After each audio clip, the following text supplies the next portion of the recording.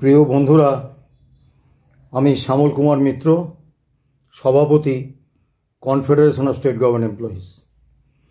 আজকে যে বিষয়টা নিয়ে আলোচনা করব সেটা হচ্ছে এসএসসির নিয়োগ দুর্নীতি। গত কয়েক বছরে প্রিন্ট এবং ইলেকট্রনিক মিডিয়ায় এই নিয়োগ দুর্নীতি নিয়ে অসংখ্য আলোচনা হয়েছে,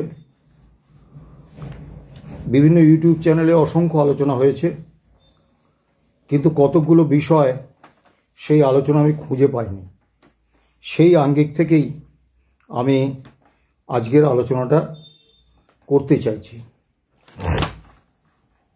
আপনারা অনেকেই জানেন যে পশ্চিমবাংলায় বর্তমানে রাজ্য পুলিশে শূন্য পদ আছে 53,000, কলকাতা পুলিশে 10,380, রাজ্য সরকারি কর্মচারীদের শূন্য পদ 2,64,534, শিক্ষক শিক্ষাকর্মীদের উচ্চ মাধ্যমিক স্তর পর্যন্ত শূন্য পদ 3,98,150, মাদ্রাসা শিক্ষকদের শূন্য পদ 10,000, উচ্চ মাধ্যমিক পরবর্তী স্তরে শিক্ষা প্রতিষ্ঠানে বিভিন্ন বিশ্ববিদ্যালয় কলেজ এগুলোতে শূন্য পদ, অনুমোদিত পদের কম বেশি 40 থেকে 60%, বিভিন্ন পুরসভা বোর্ড কর্পোরেশন পঞ্চায়েত এগুলোতে অসংখ্য শূন্য পদ, অনুমোদিত পদের কোথাও 50%, কোথাও 60%, কোথাও 70%।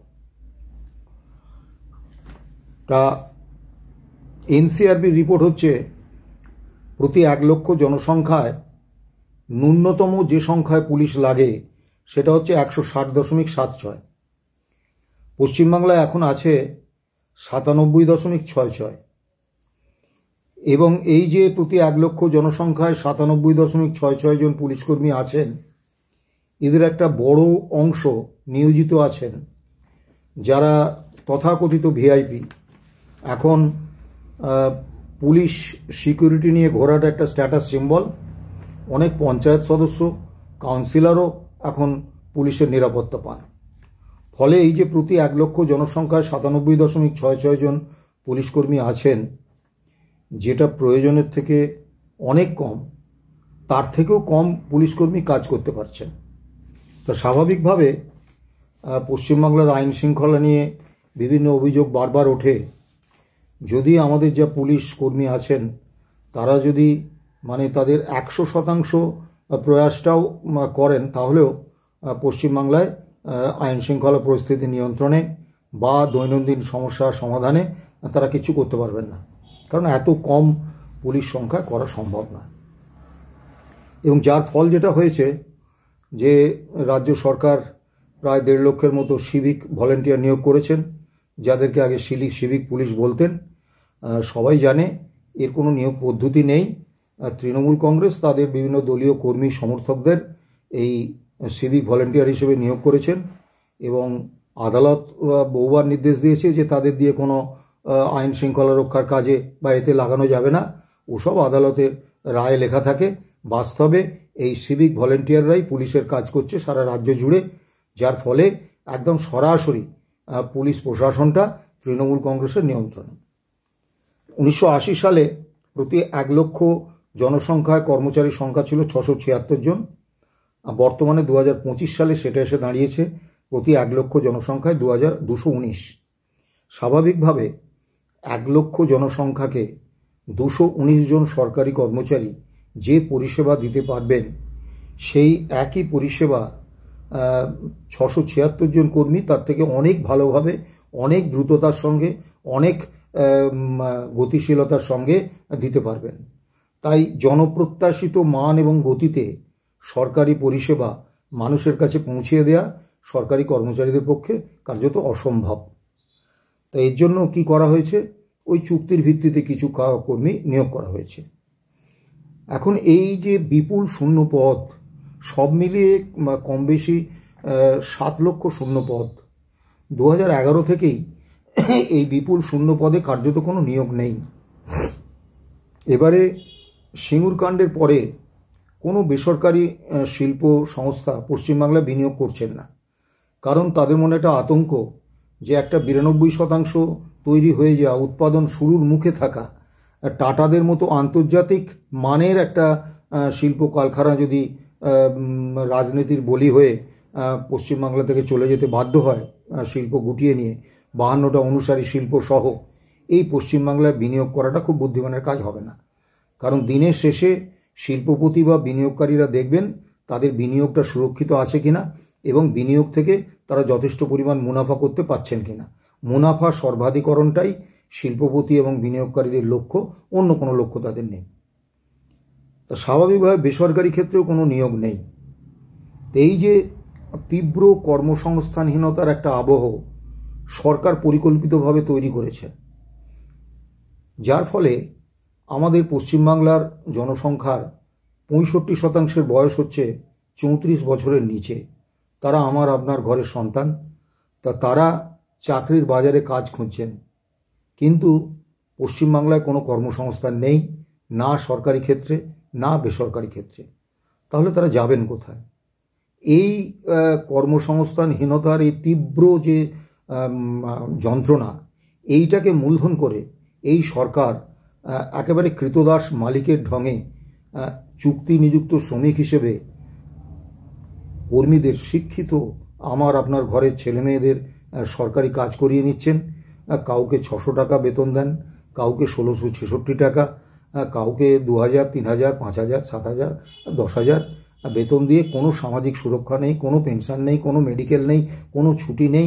তাদেরকে 8 ঘন্টা দূরস্থান, 12 ঘন্টা, 14 ঘন্টা, 16 ঘন্টা কাজ করিয়ে নেন, সরকারি কাজ করিয়ে নেন।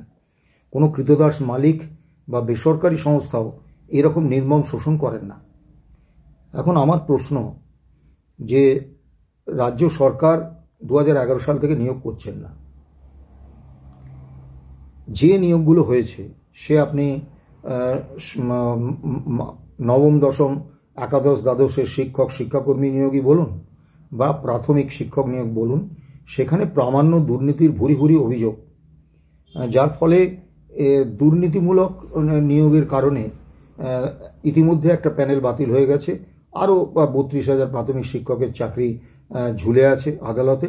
তাহলে আমাদের পশ্চিমবাংলার, আমার আপনার ঘরের ছেলেমেয়েরা কি একটা সম্মানজনক কর্মসংস্থান কখনো পাবে না?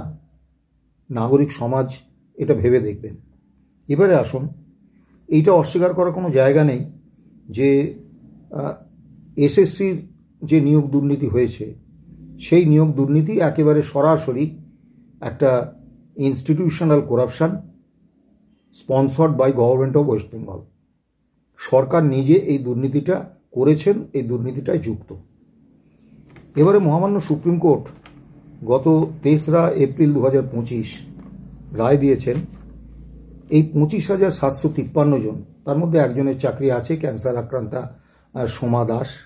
তাহলে 25,752 জনের প্যানেল বাতিল করে দিয়েছেন এবং বাতিল করে নির্দেশ দিয়েছেন যে আবার নতুন করে নিয়োগ প্রক্রিয়া করতে হবে।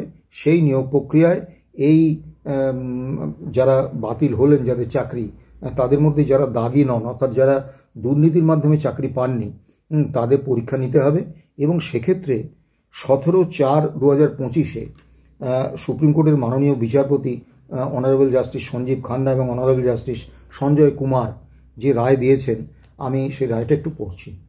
We clarify that this order shall not be read as conferring any special right or advantage on the aforesaid teachers in so far as the fresh recruitment process is concern. এখন এই নির্দেশটা সঠিক না বেঠিক, ঠিক না ভুল, আমি এসব বিতর্কে যাচ্ছি না, কিন্তু সুপ্রিম কোর্টের একটা নির্দেশ, তারপরে রাজ্য সরকার বা এসএসসি এই 2016 বাতিল হয়ে যা যে পরীক্ষা, সেই পরীক্ষাটা নেওয়ার সময় নম্বর বিভাজনটা পুরো পাল্টে দিলেন। পাল্টে দিয়ে ইন্টারভিউয়ের জন্যে এই শিক্ষকতায় পূর্ব অভিজ্ঞতা হিসেবে 10 নম্বর রাখলেন। বাকিগুলোর বিস্তারিত বর্ণনায় আমি যাচ্ছি না। তা স্বাভাবিকভাবে যারা শিক্ষক নন, অর্থাৎ যারা কর্মপ্রার্থী, শিক্ষিত বেকার যুবক যুবতী, তারাই 10 নম্বরটা পাবেন না।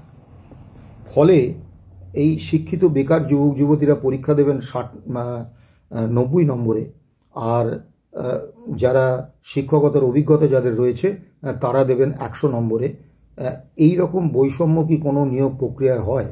একটা প্রতিযোগিতামূলক পরীক্ষায় যদি 10 নম্বর এক পক্ষকে দিয়ে দেওয়া হয়, তাহলে স্বাভাবিকভাবে যারা ফ্রেশার, যারা নতুন করে নিয়োগের জন্য আবেদন করেছেন, তারা কি কখনো নিয়োগ পাবেন?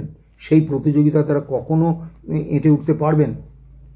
এবার যে ঘটনাটা ঘটেছে আপনারা দেখেছেন যে লিখিত পরীক্ষায় 60-এ 60, শিক্ষাগত যোগ্যতায় 10-এ 10, অর্থাৎ 70 নম্বরে 70 নম্বরই পেয়ে কিন্তু যারা ফ্রেশার, অর্থাৎ যারা অতীতে শিক্ষক ছিলেন না, আমার আপনার ঘরের ছেলেমেয়েরা, শিক্ষিত যুবক যুবতীরা যারা অত্যন্ত পরিশ্রম করে খেটে অনেক আশা নিয়ে এই পরীক্ষাটা দিয়েছিলেন শিক্ষক হওয়ার একটা প্রত্যাশায়, তারা কিন্তু 70 নম্বর পেয়েও 70-এ 70 নম্বর পেয়েও ইন্টারভিউর জন্য ডাক পাননি। অর্থাৎ কোনো ক্ষেত্রে কাট অফ মার্কস রাখা হয়েছে 71, কোনো ক্ষেত্রে 72, কোনো ক্ষেত্রে 76। স্বাভাবিকভাবে 70 নম্বরের পরীক্ষা দিয়ে 71, 72 বা 76 রাখা যায় না। এখন এখানে মূল যে প্রশ্নটা, সে প্রশ্নটা হচ্ছে যে তাহলে এই লিখিত পরীক্ষা, এই যে পরীক্ষা নেওয়া হলো, এই যে নিয়োগ প্রক্রিয়া হলো, এদের ফ্রেশারদের কেন আবেদন করার সুযোগ দেওয়া হলো? তো বলে দিলেই হতো যে ফ্রেশারদের আমরা চাকরি দেব না। এবং এরা একটা আশা নিয়ে পরীক্ষা দিলেন, পরিশ্রম করলেন, সফল হলেন। 70-এ 70 মানে তো সে মানে সর্বোত্তম মানের সে প্রার্থী, সেও কিন্তু ইন্টারভিউর জন্য ডাক পাচ্ছে না। চাকরির কথা বাদ দিন, ও বহু দূরস্থ। এবারে আসুন, মহামান্য সুপ্রিম কোর্ট রায় দিয়েছেন কি, যে দাগিদের, অর্থাৎ যারা দুর্নীতির মাধ্যমে চাকরি পেয়েছেন, তাদের এই নিয়োগ প্রক্রিয়ায় কোনোভাবে ঢোকানো যাবে না। 2 নম্বর হচ্ছে যে এই যে যারা এই 25,752-র মধ্যে যারা দাগি নন, অর্থাৎ দুর্নীতি মুক্ত উপায়ে চাকরি পেয়েছিলেন, তাদের কোনো এই নিয়োগ প্রক্রিয়ায় কোনো স্পেশাল রাইট দেওয়া হবে না এবং কোনো অ্যাডভান্টেজ দেওয়া হবে না। এটা সঠিক কি ভুল আমি এ বিষয়ে যাচ্ছি না, কিন্তু এই যে শিক্ষকতায় 10 নম্বর দিয়ে দেওয়া হলো, স্বাভাবিকভাবে তাদের তো একটা অ্যাডভান্টেজ বা একটা স্পেশাল রাইট দেওয়া হলো, তাহলে এটা তো সুপ্রিম কোর্টের রায় বিরোধী। তাহলে এই নম্বর বিভাজনকে সুপ্রিম কোর্ট কেন মেনে নিলেন? দ্বিতীয় প্রশ্ন হচ্ছে যে মহামান্য সুপ্রিম কোর্ট রায় দিয়েছেন যে যারা দাগি, মানে যে দুর্নীতির মাধ্যমে যারা চাকরি পেয়েছেন, তাদের বেতনের টাকাটা, যা বেতন তারা তুলেছেন, সেই বেতনের টাকা 12% সুদসহ ফেরত দিতে হবে। কলকাতা হাইকোর্টও বলেছেন এবং মহামান্য সুপ্রিম কোর্টও বলেছেন। এখন আমার কাছে প্রশ্ন, এসএসসি সুপ্রিম কোর্টের সর্বশেষ যে তালিকা দিয়েছে, তাতে দাগিদের সংখ্যা বলেছে 5,500, সিবিআই বলেছিলেন 8,500, এবং বঞ্চিত চাকরি প্রার্থীদের আইনজীবীরা সিবিআই এর বিভিন্ন সময়ে আদালতে দেয়া পরিসংখ্যান তুলে ধরে তারা দেখিয়েছেন যে এই দাগিদের সংখ্যা 10,750। এবারে আপনি আসুন কলকাতা হাইকোর্টের 25শে মে 2022 সালের একটি রায়, এই সংক্রান্ত রায়। সেখানে কলকাতা হাইকোর্ট বলছেন, state government has accepted that there are widespread illegalities in the selection process and that the number of persons who received appointments illegally could not be determined with exactitude। অর্থাৎ এই দাগিদের সংখ্যা, মানে কারা দুর্নীতি মুক্ত উপায়ে চাকরি পেয়েছেন এবং কারা দুর্নীতির সঙ্গে যুক্ত পেয়ে চাকরি পেয়েছেন, এই পার্থক্যটা করা যায়নি। এবারে আমাকে বুঝিয়ে দিন, বা আপনারাই বোঝার চেষ্টা করুন, অনুভব করার চেষ্টা করুন, তাহলে মহামান্য হাইকোর্ট বা সুপ্রিম কোর্ট কিসের ভিত্তিতে বললেন যে যারা দুর্নীতির সঙ্গে যুক্ত তাদেরকে এই নিয়োগ প্রক্রিয়ায় রাখা যাবে না, যারা দুর্নীতির সঙ্গে যুক্ত তাদেরকে 12% সুদ সহ টাকাটা ফেরত দিতে হবে, বেতনের টাকাটা? তাদের সংখ্যাটাই আদালত জানে না, তাদের সংখ্যারই আদালত গ্রাহ্য কোনো সংখ্যা নেই। কিন্তু স্বাভাবিক যে যারা এই 10,750 বঞ্চিত চাকরি প্রার্থীদের আইনজীবীর পরিসংখ্যান মতো এই সংখ্যায় যারা দুর্নীতিযুক্ত উপায়ে চাকরি পেয়েছেন, তারা তো স্বাভাবিকভাবে তাদের মধ্যে অনেকেই এই নিয়োগ প্রক্রিয়ায় থাকবেন, ইন্টারভিউয়ে ডাক পাবেন এবং তারা আবার নতুন প্যানেলে তাদের নাম উঠবে? এবং টাকা ফেরত কারা দেবেন? এসএসসি যাদের নাম, কয়েকটা নাম দিয়ে দেবে, সেই তালিকাও তো পূর্ণাঙ্গ নয়। সেখানে শুধু নাম দেওয়া হয়েছে, বাবার নাম বা স্বামীর নাম, ঠিকানা কিছু দেয়া নেই। তা আপনি বুঝবেন কি করে যে সত্যি রামচন্দ্র স্বামের নাম দেয়া আছে, সেই রামচন্দ্র স্বাম যে আপনার পাড়ার রামচন্দ্র স্বাম কিনা আপনি বুঝবেন কি করে? পূর্ণাঙ্গ তালিকা তারা দেয়নি। তাহলে যতক্ষণ না দাগিদের এই পূর্ণাঙ্গ এবং আদালতগ্রাহ্য তালিকা সরকার দিতে পারছেন, ততক্ষণ পর্যন্ত আদালত কিভাবে এই পরীক্ষা নেওয়ার নির্দেশ দিলেন এবং এই তাদের থেকে টাকা ফেরত নেওয়ার নির্দেশ দিলেন? এটা কি করে সম্ভব? মাননীয় আইনজীবীরা তাদের হয়তো পেশার স্বার্থেই এ বিষয়ে কোনো কথা বলছেন না, কিন্তু এটা তো সত্যি। আমি যদি না জানতেই পারি যে কতজন দাগি, তাহলে কাদের থেকে টাকাটা ফেরত হবে? এবং যদি জানতেই না পারি কতজন দাগি, তাহলে এই নতুন নিয়োগ প্রক্রিয়ায় কতজন দাগি ঢুকে পড়লেন তার হিসেবটা কী হবে? এবারে আসুন, কলকাতা হাইকোর্ট গত 25শে মে 2022 একটা নির্দেশ দিয়েছিলেন। তার 265 নম্বর অনুচ্ছেদে রাজ্য সরকার 6861টি সুপার নিউমারারি পোস্ট তৈরি করার সিদ্ধান্ত নিয়েছিলেন রাজ্য মন্ত্রিসভা। সে সম্পর্কে তারা নির্দেশ দিয়েছেন, they had resolve to create super numerary posts to accommodate the illegal appointees. অর্থাৎ বেআইনি নিয়োগ প্রাপ্তদের নিয়োগটাকে বৈধ করার জন্য তারা সুপার নিউমারারি পোস্ট তৈরি করেছে। ইন আদার ওয়ার্ডস, অপর দিকে আর কি, state has resolve to expend taxpayers money to accord sanction and employment secure dishonestly. অর্থাৎ অসৎভাবে, দুর্নীতিযুক্তভাবে চাকরি পাওয়াদের চাকরি বৈধতা দেওয়ার জন্য অ্যাকর্ড স্যাংশন এই সুপার নিউমারি পোস্ট তৈরি করেছে। এবং তারা নির্দেশ দিয়েছিলেন যে এই সিদ্ধান্ত যারা নিয়েছেন তাদের বিরুদ্ধে প্রয়োজনে সিবিআই তদন্ত হবে, প্রয়োজনে কাস্টডিতে নিয়ে। স্বাভাবিকভাবে মন্ত্রিসভা যখন সিদ্ধান্ত নিয়েছে, তখন তো মাননীয় মুখ্যমন্ত্রী সহ সেদিনের ওই ক্যাবিনেট মিটিংয়ে যে মন্ত্রীরা হাজির ছিলেন তাদের প্রত্যেককে কাস্টডিতে নিয়ে সিবিআই ইন্টারোগেশন করবে। কিন্তু মহামান্য সুপ্রিম কোর্ট এই নির্দেশটা খারিজ করে দিলেন। এখন আমার কাছে প্রশ্ন, আমরা তো অত জ্ঞানীগুণী মানুষ নই, তাহলে এই যে মহামান্য সুপ্রিম কোর্ট, হাইকোর্ট যে কথাটা বলেছিলেন যে ইলিগ্যাল অ্যাপয়েন্টমেন্ট এবং অ্যাপয়েন্টমেন্ট সিকিউর ডিসঅনেস্টলি, এগুলোকে অ্যাকর্ড স্যাংশন দেওয়ার জন্য এই সুপার নিউমারারি পোস্ট তৈরি করা হয়েছে, এই নির্দেশটা কি মিথ্যে? এই নির্দেশটা কি অসৎ? তাহলে যদি এই বেআইনি নিয়োগ প্রার্থীদের, দুর্নীতির মাধ্যমে নিয়োগ পাওয়া লোকেদের চাকরিটাকে বৈধতা দেওয়ার জন্য এই সুপার নিউমারারি পোস্ট তৈরি করার সিদ্ধান্ত নেওয়া হয়, তাহলে স্বাভাবিকভাবে কেন মন্ত্রিসভার মন্ত্রীদের বিরুদ্ধে সিবিআই তদন্ত হবে না? কেনই বা তাদের কাস্টডিতে নিয়ে সিবিআই তদন্ত হবে না? এর আগে তো সিবিআই কর্মরত মুখ্যমন্ত্রী হেমন্ত সোরেন, কর্মরত মুখ্যমন্ত্রী কেজরিওয়ালকে গ্রেপ্তার করেছে। তাহলে কেন পশ্চিমবাংলার ক্ষেত্রে ভিন্ন অবস্থা হবে? কেন পশ্চিমবাংলার ক্ষেত্রে মন্ত্রিসভাকে সুপ্রিম কোর্ট ছাড় দেবেন? প্রশ্নটা কিন্তু খুব যুক্তিযুক্ত। এবারে আসুন, যে মহামান্য সুপ্রিম কোর্ট নির্দেশ দিয়েছেন 25,753 জনের চাকরি বাতিল হয়ে গেল। কেন? দুটো কারণ। এক নম্বর হচ্ছে দুর্নীতিগ্রস্ত ভাবে যারা চাকরি পেয়েছেন এবং মেধা, পরিশ্রম, যোগ্যতার নিরিখে দুর্নীতির আওতার বাইরে থেকে যারা চাকরি পেয়েছেন, এই দুটো তালিকা সরকার উইথ এক্স্যাক্টিটিউড, মানে সঠিকভাবে, নির্ভুলভাবে দিতে পারেননি। 2 নম্বর কারণ হচ্ছে গোটা নিয়োগ প্রক্রিয়াটা একটা দুর্নীতিমূলক প্রক্রিয়া, সে কারণে এটা সংবিধান বিরোধী, তাই প্যানেল বাতিল করে দেওয়া হলো। এখন আমার প্রশ্ন, আপনি একবারের জন্য ভাবুন, যে চাকুরি শিক্ষক বা শিক্ষাকর্মী 6 বছর 8 বছর চাকরি করছেন, তাদের মেধা, পরিশ্রম, যোগ্যতা এবং প্রতিযোগিতামূলক পরীক্ষায় তাদের সাফল্যের ফসল হিসেবে তাদেরকে যদি এত বছর পরে তাদের চাকরিটা বাতিল হয়ে যায় এবং তাদের গায়ে একটা মানে লেবেল এঁটে দেওয়া যায় যে এরাও দুর্নীতিমূলক উপায়ে চাকরি পেয়ে থাকলেও থাকতে পারে, তাহলে মানে ব্যাপারটা কত তাদের পক্ষে অন্যায় হয়।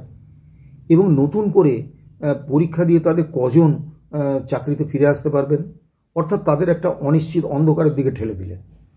এখন যারা যোগ্যতার সঙ্গে চাকরি পেয়েছেন, আমি বলছি না, আমি বলার কেউ নই, মহামান্য কলকাতা হাইকোর্ট, মহামান্য সুপ্রিম কোর্ট বলেছেন এই 25,753 জনের মধ্যে একটা বড় অংশ হচ্ছে নিরপরাধ, তারা দুর্নীতির সঙ্গে তাদের কোনো সংস্রব ছিল না, তারা মেধা, যোগ্যতা এবং পরিশ্রমের নিরিখেই চাকরিটা পেয়েছেন, কিন্তু তারা তো শাস্তি পেয়ে গেলেন। তাহলে আদালতের এ কীরকম রায়, যে রায়ে নির্দোষ নিরপরাধ সাজা পায়, আর যারা অপরাধী এই মন্ত্রিসভা, এই করাপশানটা একটা ইনস্টিটিউশনাল করাপশান, একদম sponsored planned and organised by government of West Bengal. তাহলে মন্ত্রিসভা আওতার বাইরে শিক্ষামন্ত্রী ফাঁকা ঘুরে বেড়াচ্ছেন, ওই ছাত্রদের গাড়ি চাপা দিয়ে আবার তাদের বিরুদ্ধেই কেস দিচ্ছেন, আর মাঝে মধ্যে টিভিতে এসে বড় বড় কথা বলছেন, আর যারা নিরপরাধ তারা আজকে মানে তাদের জীবন কার্যত শেষ। এ কেমন বিচার? এ তো কাজের বিচার। এবারে আসুন, মূল সমস্যাটাই যদি আমরা না যাই, তাহলে কিন্তু বিচ্ছিন্নভাবে এই দুর্নীতির সম্পর্কে আলোচনা করে কোনো লাভ নেই। কারণ একটা বিষয় আমরা নিশ্চিত হয়ে গেছি, এ ব্যাপারে সন্দেহের কোনো জায়গা নেই, যে আদালত সিবিআই বা ইডিকে এই নিয়োগ দুর্নীতির বিরুদ্ধে যে তদন্তের নির্দেশগুলো দিয়েছেন, সেই তদন্তের নেট ফল হবে অশ্বডিম্ব। কারণ সিবিআই তদন্ত বা ইডির তদন্ত যে গতিতে যেদিকে এগোচ্ছে অভিমুখহীনভাবে, তাতে করে এটা নিয়ে আর কারোর কোনো মনে দ্বিধা নেই যে এইসব তদন্তে কিছুই হবে না, আস্তে আস্তে সমস্ত অভিযুক্তরাই ছাড়া পেয়ে চলে আসবেন। এই তো পার্থ চট্টোপাধ্যায় ছাড়া পেয়ে চলে এসে বলছেন যে লোকের দুটো করে বউ থাকতে পারে, আর আমি 75-76 বছরের বুড়ো হাওড়া বলে আমার একটা 23-24 বছরের বান্ধবী থাকবে না। এই চলছে। মূল প্রশ্নটা হচ্ছে, শুধু দুর্নীতির বিরুদ্ধে আলোচনা করে তো কোনো লাভ নেই, আমাদের জানতে হবে যে মূল সমস্যাটা কোথায়। একটা রোগ হলে মূল সমস্যা যদি আপনি দূর করতে না পারেন, তাহলে তো এই একই জিনিস বারবার ঘটবে, আগামী দিনেও দুর্নীতি হবে, এ তো কেউ আটকাতে পারবে না। মূল সমস্যাটা হচ্ছে, সরকারের হাতে যদি নিয়োগ প্রক্রিয়ার রাশ থাকে, নিয়োগ প্রক্রিয়ার নিয়ন্ত্রণ থাকে, তাহলে সরকারের বকলমে শাসক দল স্বজনপোষণ, দুর্নীতিমূলক নিয়োগ এবং রাজনৈতিক নিয়োগ এটা করবেন, এটা প্রমাণিত সত্য। তাহলে এমন একটা নিয়োগ প্রক্রিয়া দরকার, যে প্রক্রিয়ায় সরকার হস্তক্ষেপ করতে পারবেন না, সরকারের কোনো নিয়ন্ত্রণ থাকবে না। এখন সেটা কিভাবে সম্ভব, কে করতে পারেন?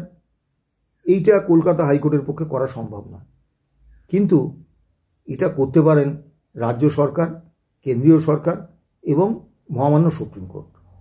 রাজ্য সরকার বা কেন্দ্রীয় সরকার এমন কোনো ব্যবস্থার পক্ষে কোনো আইন আনবেন না যাতে করে সরকারের নিয়ন্ত্রণটা নিয়োগ প্রক্রিয়ার উপর সম্পূর্ণ চলে যায়।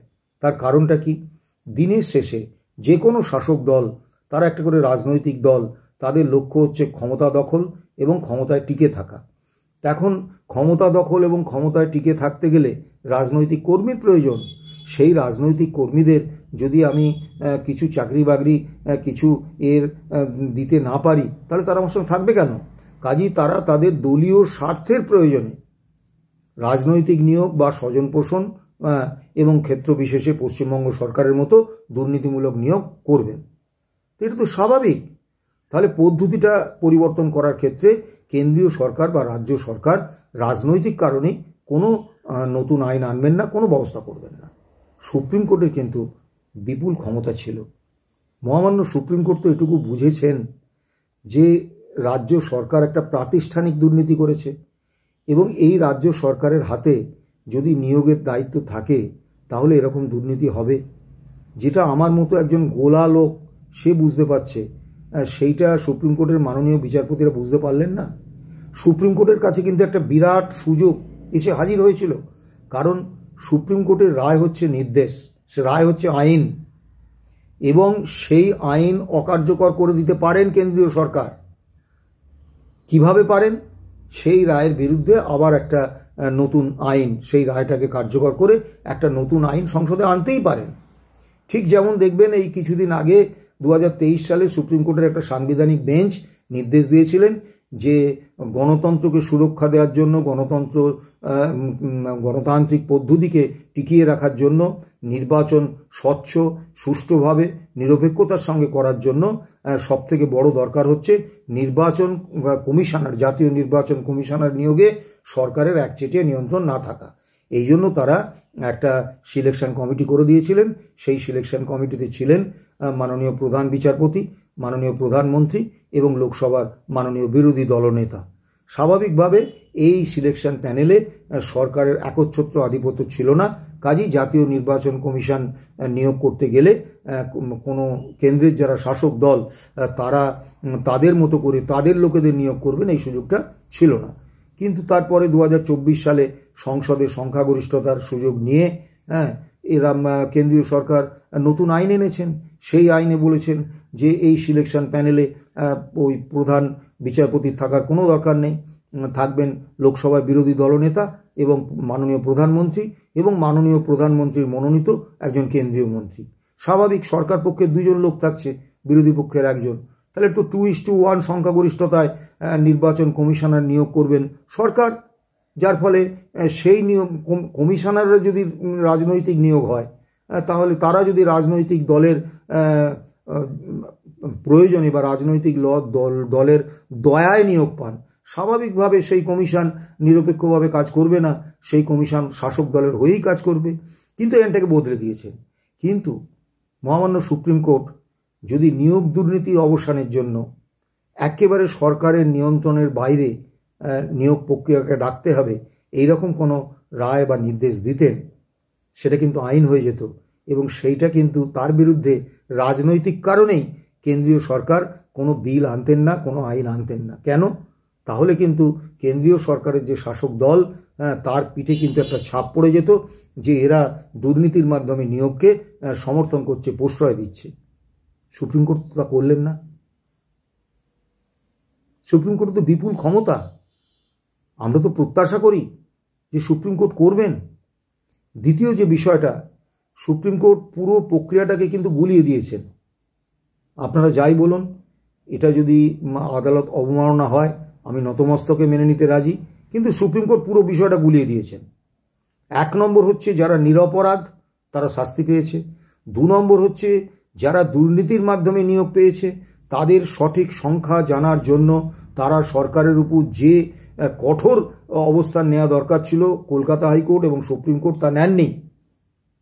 সুপ্রিম কোর্ট বা কলকাতা হাইকোর্ট যদি পশ্চিমবাংলার চিফ সেক্রেটারি, এডুকেশন সেক্রেটারি এবং এসএসসির কর্তা ব্যক্তিদের বিরুদ্ধে রুল জারি করতেন এবং তারা কোর্টে এলে তাদের একদম 2টো অপশানের মধ্যে একটা বেছে নিতে বলতেন যে হয় সঠিক তালিকা দাও, অন্যথায় জেলে যাও, আপনারা কেউ মনে করেন যে এই মুখ্য সচিব, এই রাজ্য সরকার, এই এসএসসি, এই শিক্ষা দপ্তর কারুর ক্ষমতা হতো ওই আসল তালিকা আদালতের হাতে তুলে না দিতে? কারণ কারা দুর্নীতির মাধ্যমে চাকরি পেয়েছেন, সংখ্যাটা কত, এটা এক এবং একমাত্র জানেন রাজ্য সরকার এবং এসএসসি, কারণ তারাই চাকরিটা দিয়েছে। মহামান্য আদালত কিন্তু সেই রাস্তায় গেলেন না, তারা কিন্তু নিরপরাধদের একটা বিপদের মুখে ঠেলে দিলেন।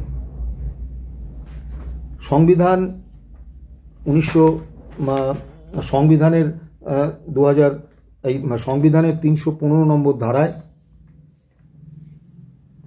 কেন্দ্রের ক্ষেত্রে অর্থাৎ সর্বভারতীয় স্তরে ইউপিএসসি তৈরি হয়েছে, ইউনিয়ন পাবলিক সার্ভিস কমিশন।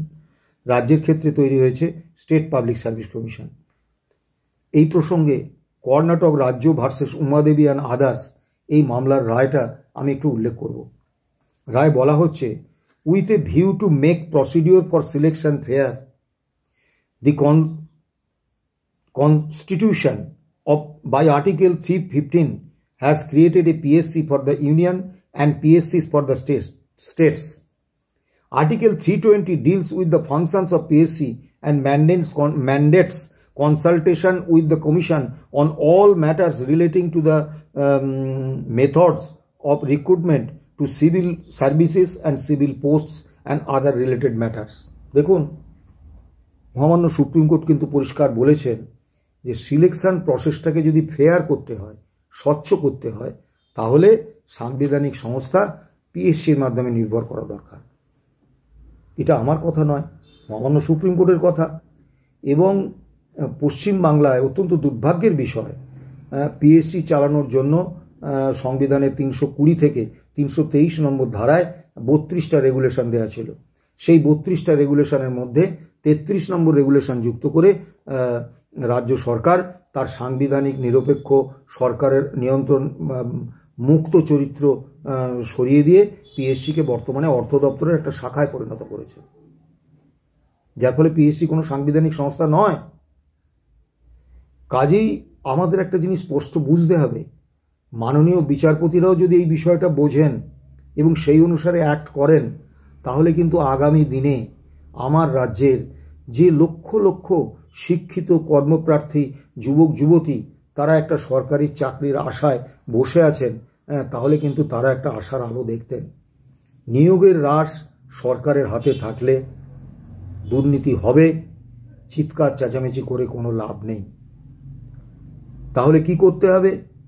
হয় পিএসসিকে একেবারে সরকারের নিয়ন্ত্রণমুক্ত একটা সাংবিধানিক সংস্থা তৈরি করে সেই সংস্থাকে তাকে সম্প্রসারিত করে সেই সংস্থার মাধ্যমে একদম বোর্ড, কর্পোরেশন, পঞ্চায়েত, পুরসভা থেকে আরম্ভ করে শিক্ষক, শিক্ষাকর্মী, রাজ্য সরকারি কর্মচারী সকলের নিয়োগের দায়িত্ব সেই সাংবিধানিক সংস্থার উপর দিয়ে দিতে হবে এবং নিশ্চিত করতে হবে মহামান্য সুপ্রিম কোর্টকে যাতে কোনোভাবে ওই কোনো রেগুলেশন যুক্ত করে দিয়ে সুপ্রিম কোর্টের স্বাধিকারটাকে সরকার কেড়ে নিতে না পারেন।